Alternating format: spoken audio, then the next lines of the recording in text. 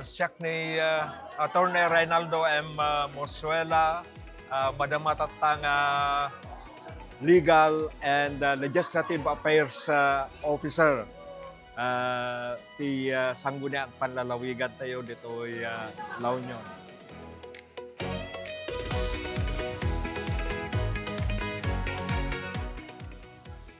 Siguro ti may nga ka-importansyan dita ket daytoy may panggap ti social development ken daytoy pati environment tanay tiyempo ti didigra at ket nagmayat tatay bagbaga ni governor nga may sagsagana ti probinsya daytoy panagresponde tayo kada gitoy mapasamak na didigra numampay imbaga natatay nasapay kumatawanan ti kasta nga nakaro nga paspasamak ditoy probinsya tayo.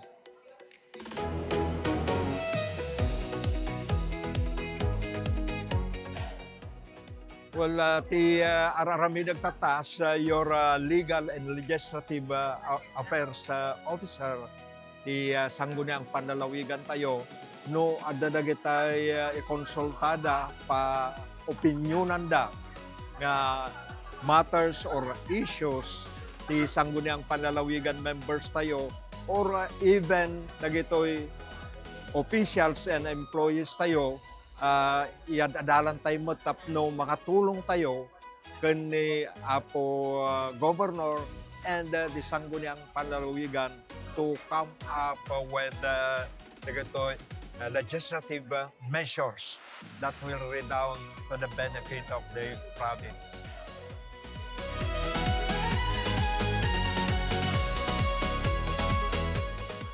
Roadblocks ko na tayo, so far, medyo awanti makita nga kasla makatubeng dahil ito'y panagipatungpal ni Governor kadagiti na dumadu mga programa because of the naset nga relationship na with the legislative department.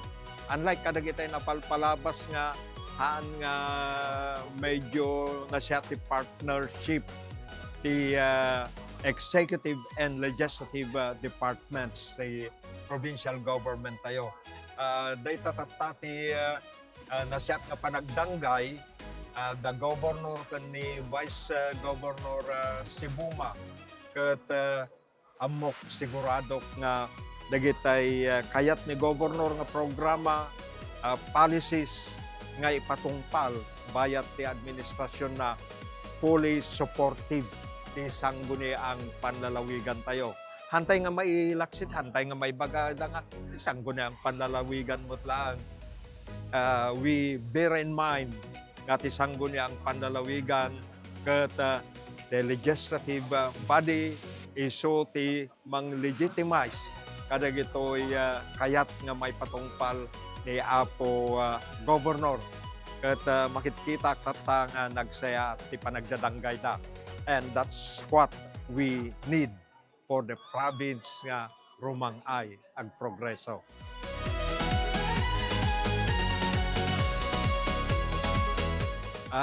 Ti may bagak kadagiti kakadwa tayo nga agpapay agserserbi ti probinsya tayo nay nayunan tay pay ti gaget tayo. Ipakita tayo regardless ti color tayo nga agserbi tayo nga nasaya para ti probinsya tayo. No addaman daytay pag susupadyan tayo may panggap ti political affiliations kuma into manen no madanon ti eleksyon.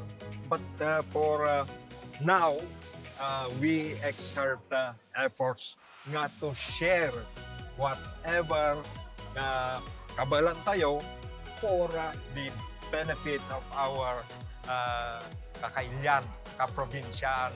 Dito iingutan tayo nga La Union.